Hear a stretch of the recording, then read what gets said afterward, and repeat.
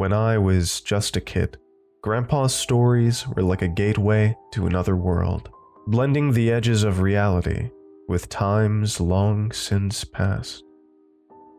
He often reminisced about his childhood home, a quaint little house perched quietly beside a beautiful lake. And he had plenty of stories to tell. But my favorite, and the one story he probably told more than any others, was of the fog. Or rather, what would happen nearly every time the fog rolled in. He described how a few times a year, when the fog cloaked everything in a dense, impenetrable veil, there was this canoe that would silently appear on the shore, devoid of any occupants. It wasn't simply a case of random boats getting washed ashore in the intense wind either, because, well, you see, it bore the same marks and identifiers each time. It was always blue, a worn and faded paint, with paddles laid inside as if ready for use, and often it carried bizarre tokens, scraps of bread, dried meat, and, once, a piece of paper with indecipherable writing, symbols foreign to anyone in the family. It happened so often growing up that by the time my grandpa was about 10, it was a common occurrence. He said one time he noticed it out on the shore, and he just walked on over and pushed it straight back into the lake, not even thinking to mention it to anyone else. It was that common. Well, the real chill of Grandpa's story came with the recollection of an event when he was just 12 years old. It was a day that started with the piercing scream of his mother shattering the peaceful morning calm. Grandpa awoke with a start, the sound having come from just outside, from the lake. Fueled by instinct, he dashed towards the commotion, only to be stopped abruptly by his father right before he reached the door. With a firm grip, his dad hurled him back and onto the floor, issuing a stern warning not to venture outside or even peek through the windows under threat of severe punishment. "Don't you peek, boy," my grandpa would say in impersonation of his father. Confusion and fear wrestled within him as he complied, his dad walking out the door he just tried to reach, apparently joining his mother. For hours, he was left to his own devices, the silence of the house amplifying every creak and whisper. Finally, there was a sound at the door. He ran out to the living area to find, though his parents were both back, their faces were etched with sorrow, eyes red-rimmed as if they were crying. "What's wrong?" was the natural question. But by the way his parents reacted, you wouldn't know it. They lost it, screaming at him to go to his room and not to expect supper. He knew not to bring up the incident after that. Strangely, after that day, there was never another visit from that mysterious canoe. Grandpa always assumed there was a connection between the strange events of that day and the lack of future lake sightings, but he never knew for sure. I remember one day I asked Grandpa if he ever tried to find out what exactly had happened. I expected him to just shake his head, but I found him staring out of the window, and then he turned to me with a solemn expression across his face and nodded. He then began to speak. Years had turned him from the bewildered little boy in that little house into a man, a father with children of his own, when he finally mustered the courage to question his mother about the incident. She was in a nursing home then, Him sat across from her in an old fold-out chair. When he finally inquired, the mere mention of it caused her to retreat into a shell of silence. He kept pressing, and eventually he at least got her to speak, though her words would only add to the mystery. "Son," she spoke after a long silence, "that canoe was sailed by none other than the devil himself. The devil wrapped in illusion." The gravity of her words hung in the air, dense and quite unsettling. Her response was cryptic, layered with the weight of memories best left undisturbed. Grandpa, driven by a mixture of fear and an insatiable need for understanding, pressed for more details. "It was a dirty trick, but your dad and I beat him," she said after a while, her voice a blend of defiance and a hint of unresolved terror. That was all she offered, before sealing the past away with a firm refusal to revisit those memories a moment longer. It was less than a month later that she passed. So, the mystery lived to cloud another day. As far as the story was concerned, that marked the end of it. I grew up, the story a fun and spooky tale to revisit from time to time, and life went on. It wasn't until about a decade ago that my grandpa passed on. Thankfully, it was a peaceful event. Oddly, in thinking about it now, he hadn't so much as brought up the story about the lake and the canoe in the years prior. But despite the lack of recent tellings, his stories were hidden safe, deep within the depths of my memory. It was during a recent vacation to a secluded lake house that these memories resurfaced with a poignant clarity. Surrounded by a lush forest, the air was alive with the melodies of bird songs, crafting a serene backdrop to the vast, tranquil lake that lay before us. Looking up at the clouds, it was like staring at a painting of blues and pinks and violets and reds. The beauty of the place was undeniable to anyone who could see it, and yet in the most quiet of moments, I couldn't help feeling that there was a somberness to its tranquility, a silent word that spoke of secrets hidden beneath its serene facade. But this was not something I dwelled on.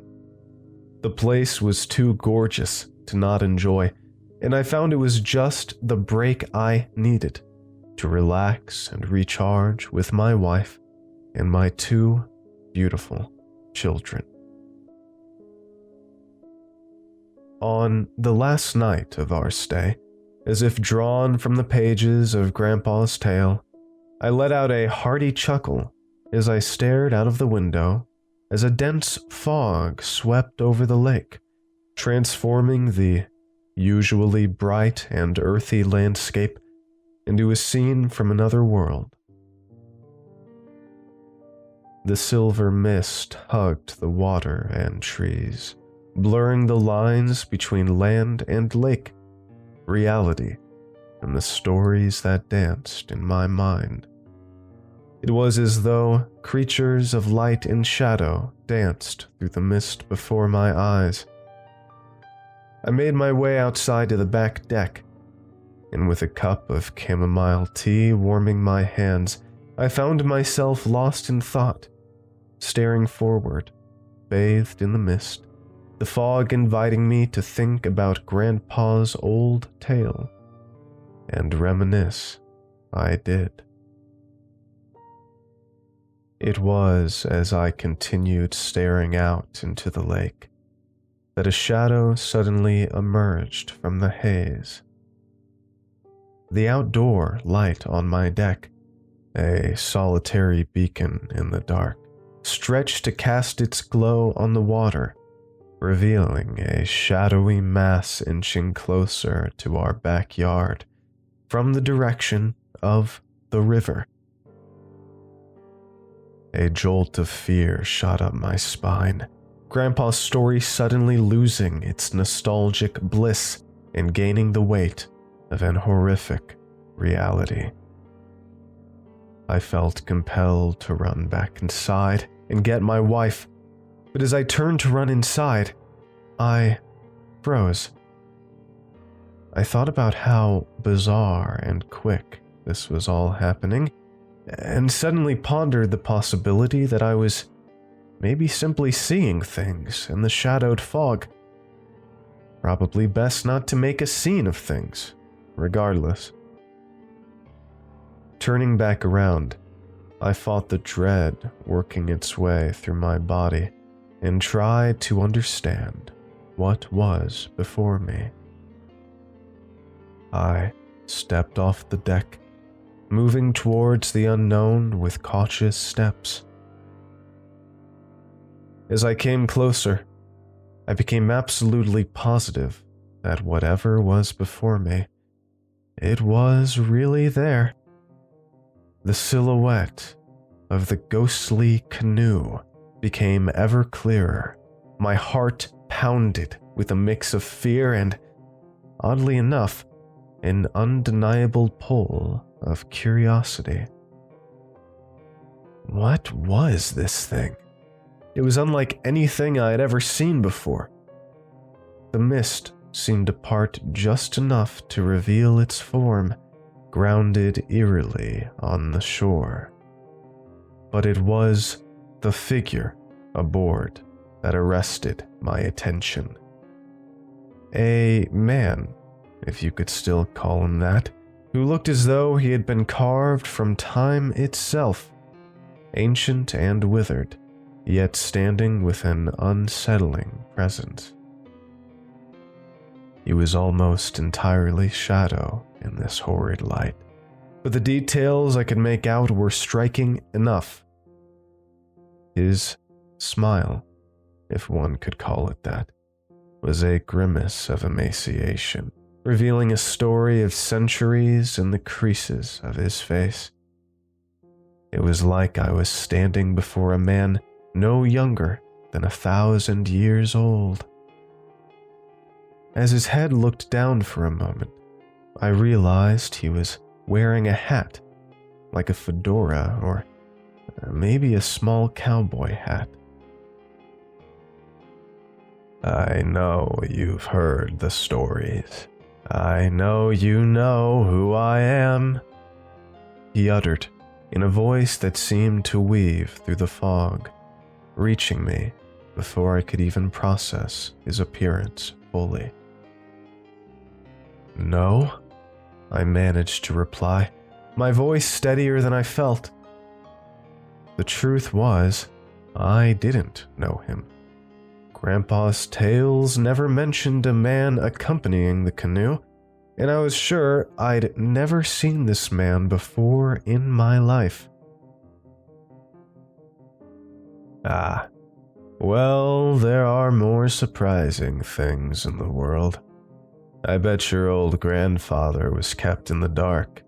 He wouldn't have allowed it, had he known. The figure continued, his words wrapping around me like a snake. "Know what?" I asked, as I took another step closer. My question hung in the air, my gaze darting around, half expecting the fog to manifest further specters of the night. The sense of unease deepened, a feeling of being watched, of stepping into a scene that had been laid out with a purpose beyond my current understanding. and then he spoke again. That they sacrificed you? Well, something like that. Oh, yes, yes. I can see the wheels turning but struggling to catch in your mind. Let me explain, shall I? Allow me a moment to peel back the layers of time, which cannot be done without first introducing myself. I am the essence that stirs beneath these waters, the spirit of this ancient lake. In times long past, when the moon was young and bright in the sky, and the dawn of civilization was still in recent memory, I was revered, nourished by offerings as was the dew of old. But as millennia turned and the centuries wore on, the world forgot its debts. The thunderous silence greeted me, where once there were prayers and sacrifices. I stewed in this disrespect for far too long, before I could bear the disgrace no longer. Left with no choice, I began an era anew, and reached out into the world of men, claiming what was owed to me to sustain my being. A task most peculiar at first, and one I'd never had to employ. But soon, I realized this was a particularly efficient means of obtaining the sacrifice. Looking back to some 90 winters past, right at the doorstep of your grandpa's youth, near the old barn swallowed down by mist, you'd not glimpse its bones through this thick soup, but it is in fact still there, just past that grove of pines to your right.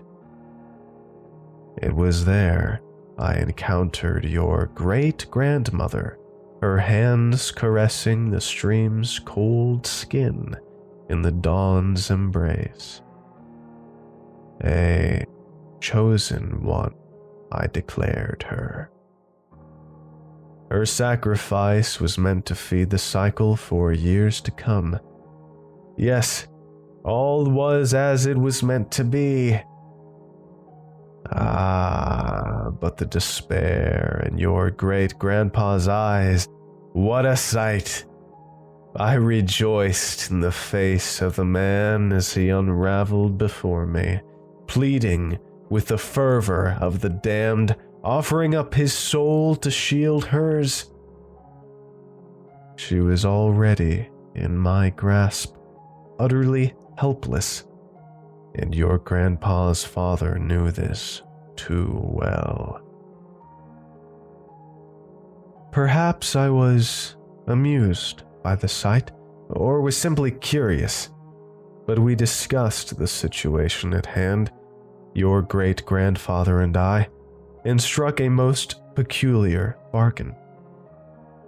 After some considerable time, I consented to spare her and theirs for the span of their earthly careers. Yet, as you should very well know by now, all things come to an end. Upon their departure from this rock, the accord would dissolve, leaving the future a page unturned. Once they had passed on, all protection would be erased, and any and all familial connections would become fair game once more. Believe it or not, they embraced this, knowing full well the seeds they sowed may one day sprout thorns among their lineage.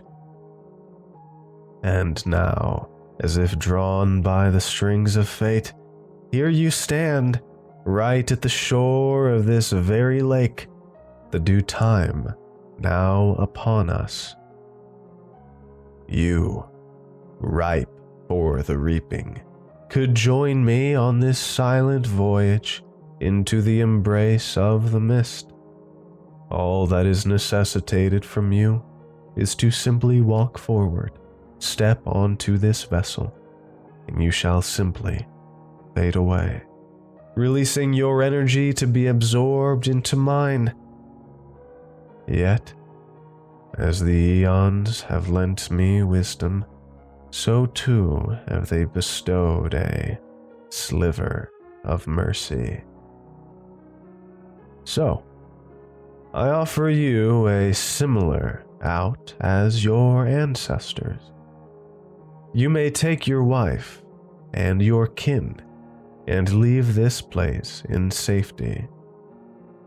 But this is where the similarity to your great-grandparents' arrangement ends. For them, we're given the safety of a lifetime. But for you, it is another story. For only you, your wife, and your 2 children shall be sheltered. When the time comes for you to know how it feels to be a grandfather, you may not feel that peace for long. For your grandchildren shall be snatched up without a moment's notice, are they ever to come anywhere near this lake. Your family tree shall be branded with this curse, and the stain will last until the sacrifice is finally slain. So, I ask, what shall it be? Will you step into the mists with me and end the nightmare, protecting your grandchildren and their children for all time to come? Or shall you cast this lot onto the shoulders of those yet to walk this shore, the shoulders of your own blood?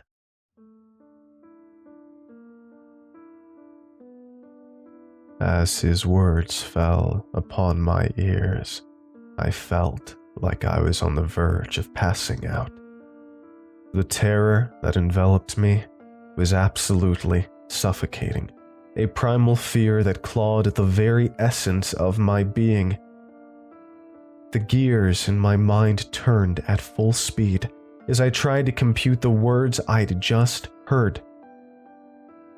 The lake spirit's proposition, while offering a sliver of hope to me and my current family, would essentially involve me kicking the can down the road, waiting for my unborn kin to deal with the mess I had the opportunity to clean up, but didn't. But amidst the whirlwind of dread, going back and forth over the information in my mind, I suddenly knew that one thing was crystal clear. Under no circumstance would I set foot on that canoe. The very thought made my body lock up like a car that hadn't gotten its oil changed in 5 decades, a cold dread that anchored me firmly to the shore. With a voice trembling but resolute, I accepted his offer of postponement. The man, or spirit, or whatever he truly was, responded with a giggle that seemed to chill the air around us even further. As I stared forward, he tipped his hat, an oddly courteous gesture from such a sinister figure. And then, with a grace that contradicted his eerie presence, and with not a word further, he nudged off the shore and floated away in his canoe, melding into the fog until he vanished from my sight.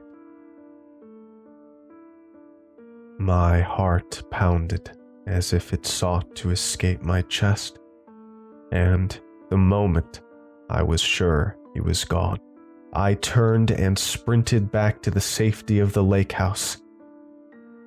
Once inside, it struck me how different the reality was now, and how different life was just moments before the last time I was inside. But now, everything had changed. My wife had already tucked the kids into bed, their peaceful slumber a stark contrast to the storm of fear raging within me. But I just couldn't shake the sense of imminent danger that clung to me like a second skin.